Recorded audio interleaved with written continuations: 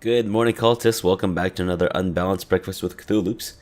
Let's continue on with our Zoroastrian revival campaign. So last episode we had a few interesting developments. Some of my vassals decided to try to blackmail me into increasing council power. And I didn't let them. I crushed the rebellion, and now they are rotting in my jail. And they will never see the light of day. Unless, of course, their prison cells have windows, but I'm hoping I was smart enough not to include a windowsill in my prison. Because that never goes over well, so. I also had a couple of new sons. One of them was born an imbecile and is the current heir, so that kind of needs to be dealt with. The other son was born inbred and a lunatic. I've never seen a character be born as a lunatic, but I kind of pictured this, little baby frothing at the mouth, just trying to bite everything and go nuts. But that situation remedied itself because he died. Yeah, inbred characters are not born with the best health. And he was also sickly, so that ended up working quite well in my favor. But I do need to deal with this imbecile son now. That situation needs to be fixed.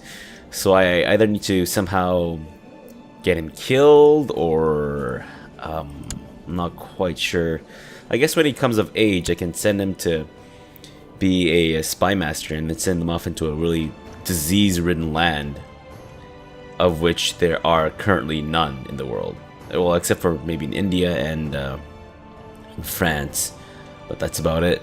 I can't really send them there because they're too far. So the other option would be to change the succession law into primogeniture for the duration of my rule, which I'm assuming won't last for that much longer because my character is currently 48 years old. He has syphilis and is also stressed. So his health is kind of in a downward spiral, but it is also neutralized by the fact that his syphilis is somewhat mild and that he also has a hunting dog and a pretty good doctor. So, if I do change my succession law to primogeniture, it'll make sure that my current heir, my intended heir, would be the actual heir. And then when he becomes the next ruler, he can change it back, I think. Unless I'm mistaken, which I don't think I am. But let's see what I need to change the law to primogeniture. So I think right now I have a vassal who has a low opinion of me. That's what's preventing me so far. Yeah, it's this guy. Okay, so if I give him money, it'll actually be just enough that his opinion is now in the positive, and that will let me change my succession law to primogeniture. So I think I'll do that and not take the risk, because I don't want to suddenly die and then have my imbecile son take over. Could be interesting.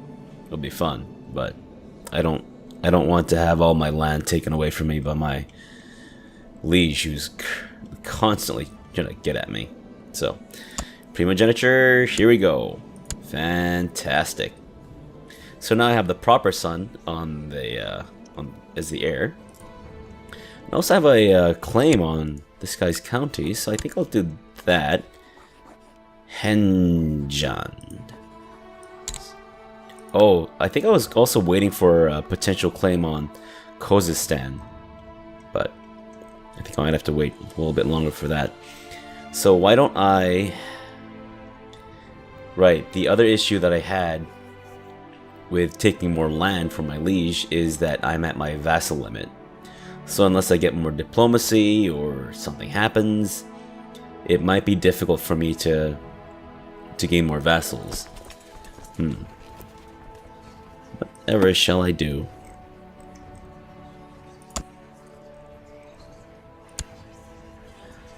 I think...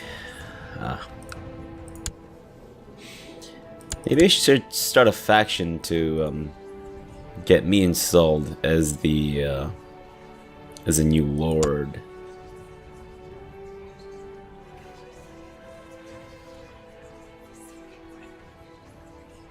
Do I even have that option? What's my name? My name is Kamran, so I'm looking for Kamran for... or overthrow. What if I overthrow him? What then? I don't know if I quite have the power just yet, because he currently does have more troops in, or just about as much troops as I do. So I'll wait until my levy replenishes, and in the meantime I will actually start a war against this guy. Let's claim Henjan. Let's do it. The war has started. Let's move over there. Fantastic, and my steward has gotten me more money. And I can see treatment for illness. So let's do that. My court physician has come to me to see me for offer me several treatments. Let's go with... He's actually a pretty good doctor. I'll go with something that you know what you're doing. Marsman Farouk presented you with a charred carcass of a cat and prompted you to dig in. As you ate, he told you how he had chased the plump feline around your holdings for hours. You felt as if you wanted praise for your hard work, but the vile taste of the meal kept you silent. So I guess eating cat is also a treatment for syphilis. Who knew that, you know, STDs or STIs could be cured with such strange treatments? Someone decided to be a heretic. Good job. I could probably get you killed somehow. Yeah. I'm sure a lot of people don't like you right now. My troops over. That is also mountain area. Make sure I have the best commanders. And let's go.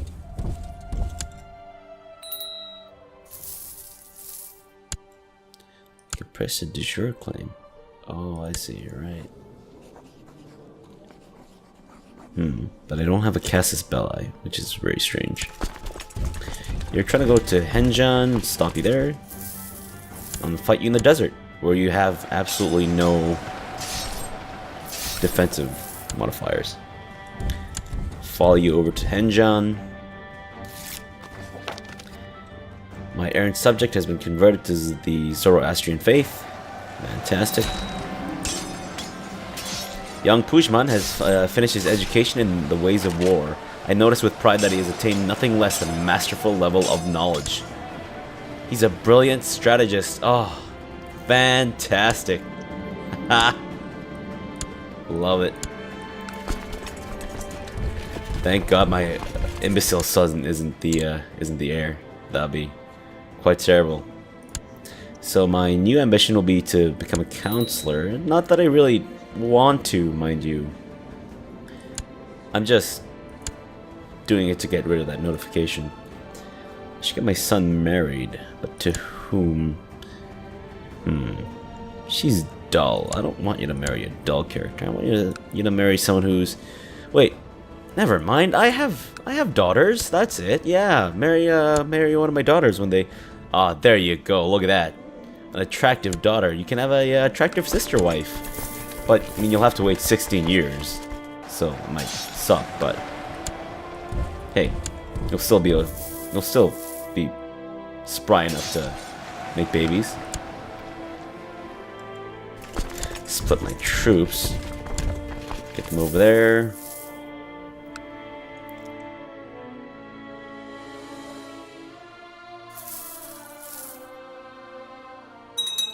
I apologize if my voice sounds a little different. I am currently fighting a cold, in addition to this war for more land, and now I have dangerous factions.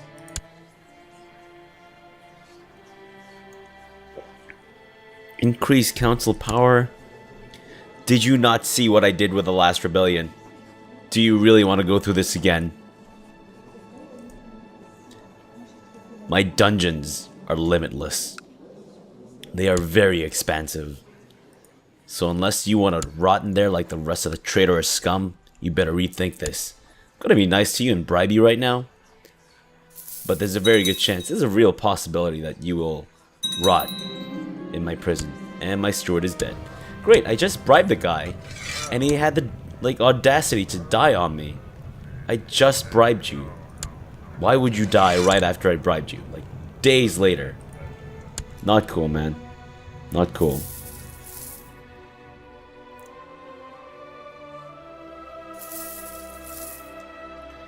So the war's going pretty well in my favor. My liege hasn't called for realm peace, knock on wood.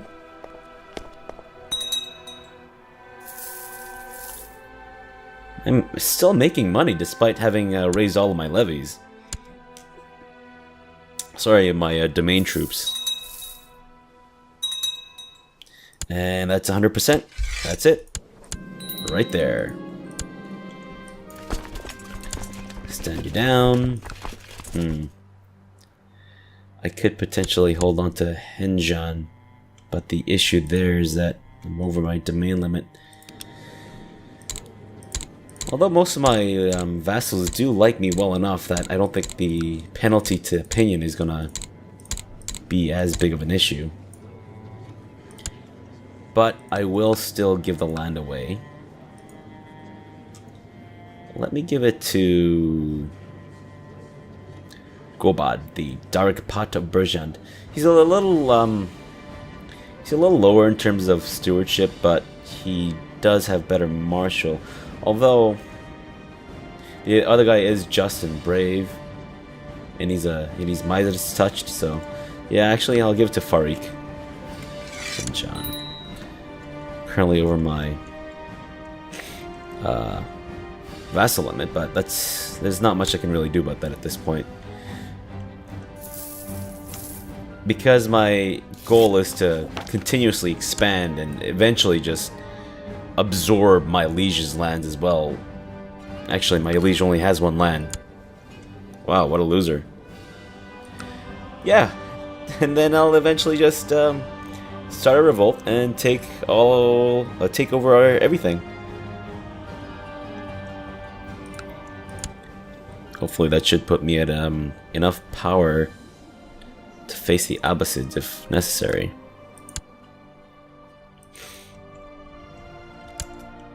Alright.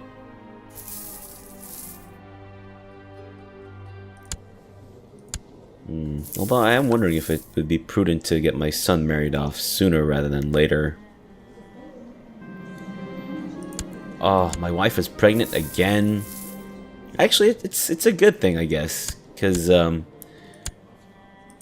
we're half siblings, but we're still able to pump out children, which is rare between blood relatives in this game.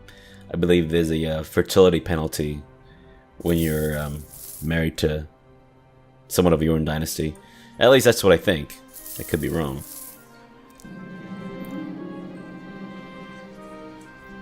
Marzaman Gobad of Kanjikala has provided me with the proof that Irbad Sharuz of Rostamrud has been viciously slandering me. How should I use this information? I don't really care. Give me some good stuff about people that I don't like, and we'll be good. My courtier has carefully approached me about her Mazdaki beliefs, trying to convert me to her ways of worship. You're going to prison, and you can come back out if you convert. Good news, my lord. We've received credible reports of a recent sighting of the great white tiger in the country of Quivir. Saddle my horse. Yeah, and you're released because you've converted back to Zoroastrianism. Hey, I have a new daughter. Her name is Turandok.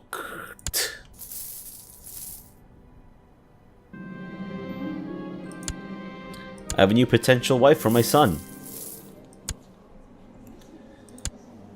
This game makes me say the strangest things. During a hunt, you come to a deep gorge. Right on the other side is the white tiger staring at you. You are so close that you cannot reach it. As it runs away, you realize that you must return home without a victory this time. I now know my purpose in life. And I'm the hunter, which is an awesome trait.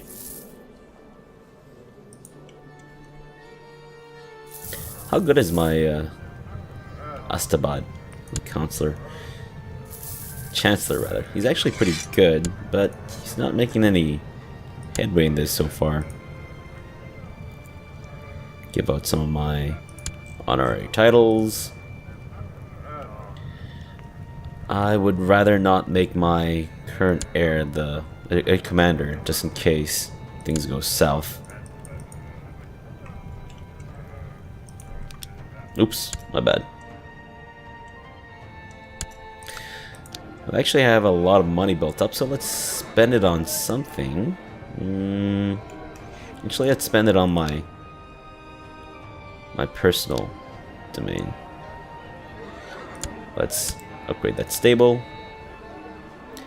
Let's build up that barracks. I'm actually gonna start building riding grounds. Perfect. Can I get retinues? Yes, I can. I can get retinues. Fantastic.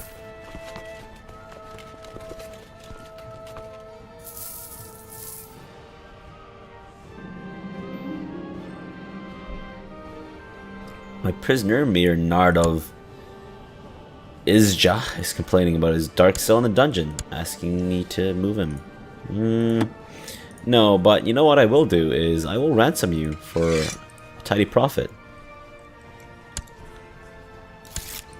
Unless, yeah, they're both...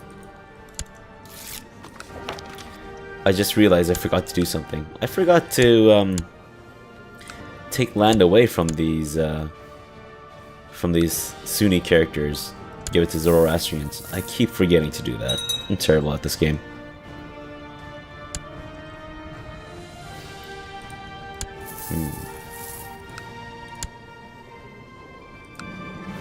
Serjani has a fair bit of troops. I know that one of my slothful courtiers is capable of more than he realizes. I want to push the courtier into being more ambitious. I believe there's great potential in that one.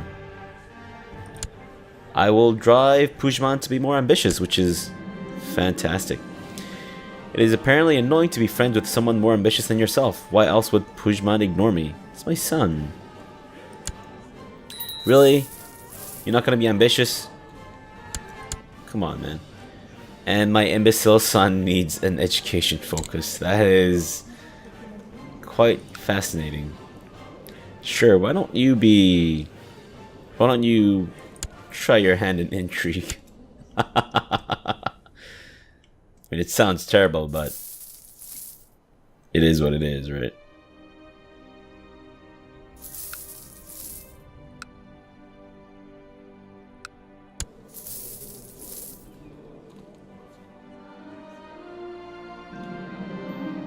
I do wonder if leaving my chancellor to fabricate a claim in Khuzestan is worth it.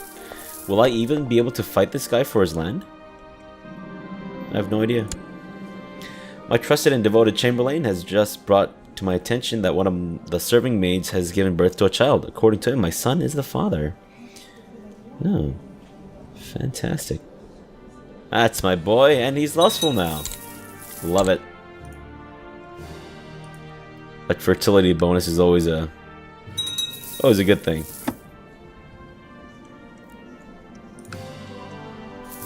Actually, I'm wondering now if I should build some towns in my city holdings. Sorry, in my auxiliary kind of domain. That way I'll have direct city vassals who should be able to give me some more money. I don't know if that's how it works. I'm guessing. Like I said, I'm quite bad at this game, so. But I will actually build up more troops. I think that should be my primary focus for the time being. Build up the barracks, because heavy troops are quite fantastic.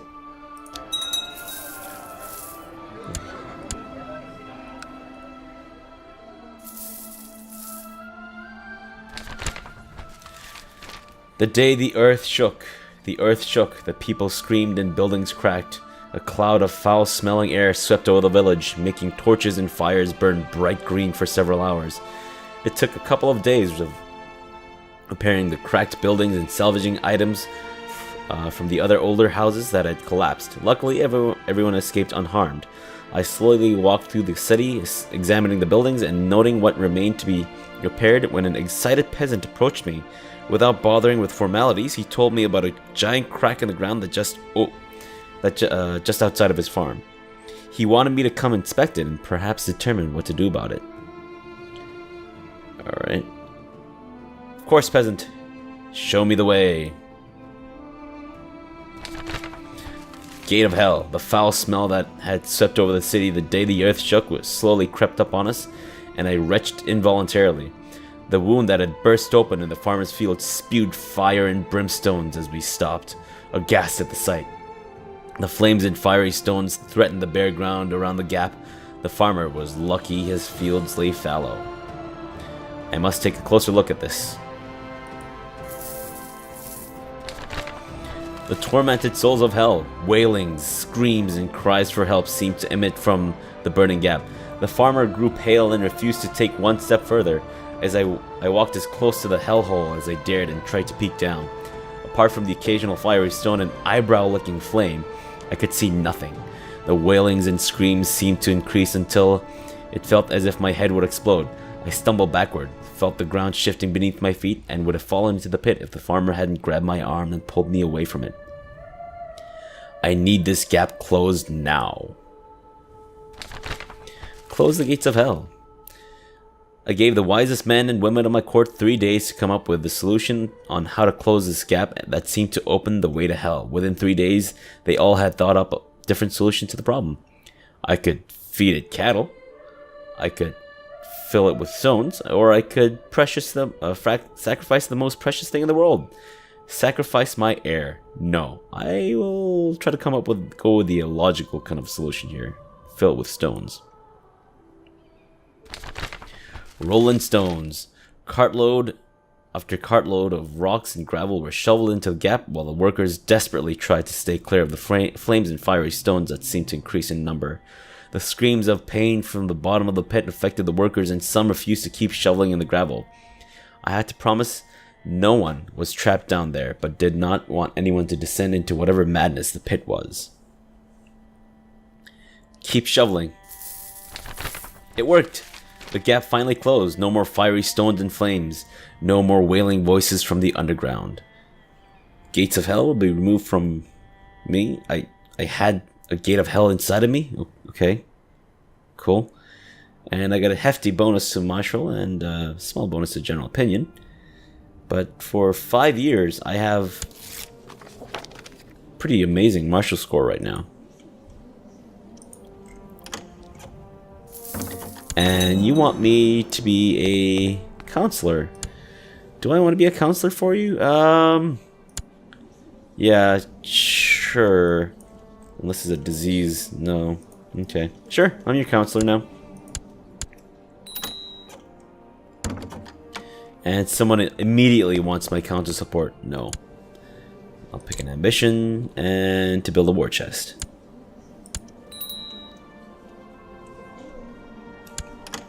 I've never tried this option to extort subjects. I am kind of curious, but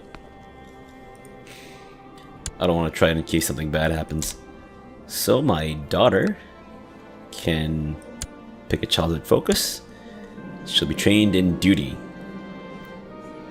According to Grand Vizier Cheyenne, the peasants of Dehistan have started a delightful tradition where the peasantry from several villages meet up and dance, feast, and pair up for future marriage.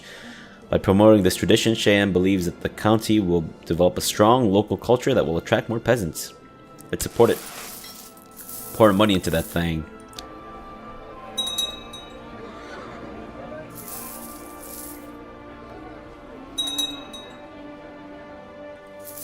So far, it's been a pretty quiet episode. Knock on so much wood.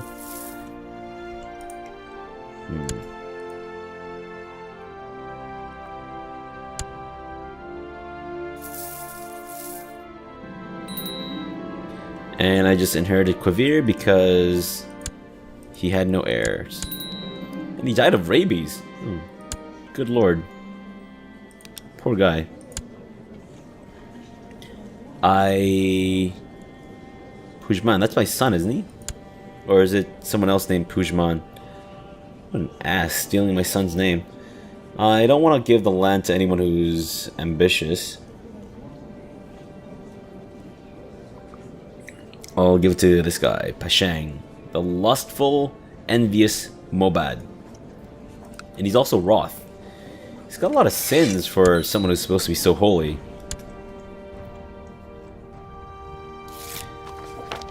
Yes, I have a strong claim now on Madan. And I can declare war on him. Fantastic. So I can actually declare war on those guys. Cool. So I'll do that. Declare war on you.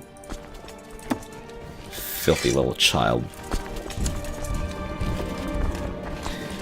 And someone has become an intricate web weaver. I don't know who you are. Oh, it's because both of your parents died. So am I just like the local orphanage? Like people's parents die and they all just come flocking to me? Is that how this works? Let me guess, your parents died too. No, your dad's alive.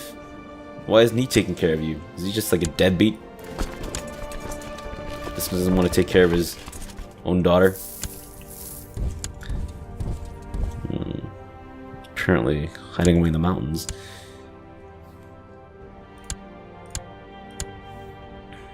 No, all of my commanders are 11 and martial.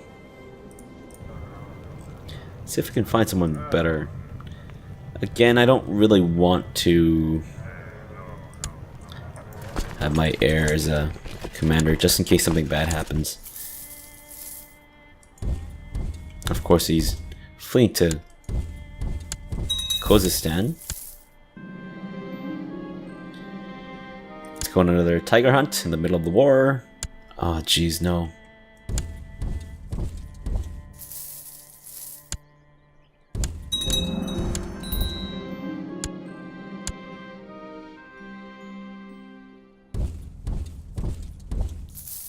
Well, it is mountainous, and I'd rather not fight there if at all possible, but... Wait. What happened to my middle flank? I couldn't catch a tiger. Lovely. Oh, the guy that I just gave the land to, he died. Ah, oh, jeez. What an ungrateful git. I give you land, and you repay me by dying? What is with these people?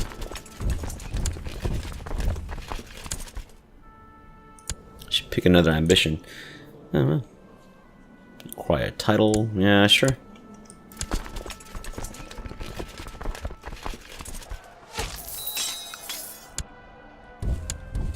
Chase you down. My daughter's requires a child in focus. And I'm picking this conscientious thing because I want my heir to have a really high martial score, simply so they can survive and not be absorbed by the liege. But the sisters to have higher stewardship, so that if he does marry one of them, then their stewardship adds to my son's stewardship, which contributes to the personal domain size.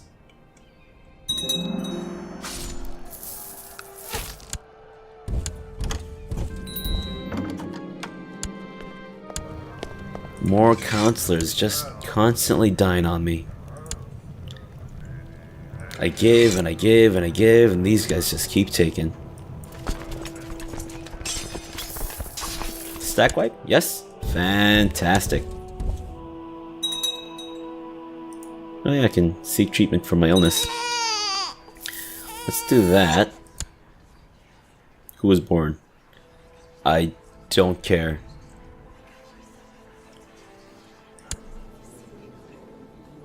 What? Why are you imprisoned? What's happening here? I don't know why you're imprisoned. Unless you're one of the bastards that rose up against me earlier. Like the last episode. Which I don't think you are. I think... Have they all died? I'm not exactly strapped for cash, so I'll keep you in there just in case you were an ass to me in the past.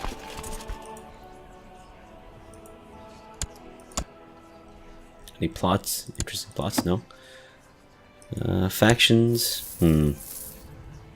Keep wanting increased council power, but let's actually seek treatment for an illness. Diseases? No. Okay, good. My liege's council is discontent, and why don't I just dogpile onto that? Let's stick with something that we know. Marzaman Farouk told me to undress and then kneel with my buttocks raised. That was awkward enough, but when you saw the instrument in his hands, you almost bolted. Farouk must have noticed because he patted you calmingly on the shoulder and told you to stop clenching. And my one-eyed freak of a liege is watching as I get viciously violated by my doctor. During a particularly heated argument in the council, you stepped in as Satrap Kigobad the Able was making a fool of himself. He's not really living up to his title, is he? Kigobad the Able was being an idiot. Maybe it's kind of one of those like ironic nicknames. Like, you know, calling a really tall guy tiny. You managed to sue the debaters and win the argument for him, though this only infuriated him as he wanted to win the argument by his own means. Throwing a tantrum like this has publicly shamed Kigobad. Come on, man. No one likes a whiny loser.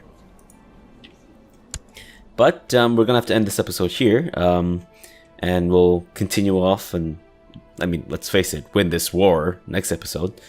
So yeah, please join me again next time, and let's continue on with our Zoroastrian campaign.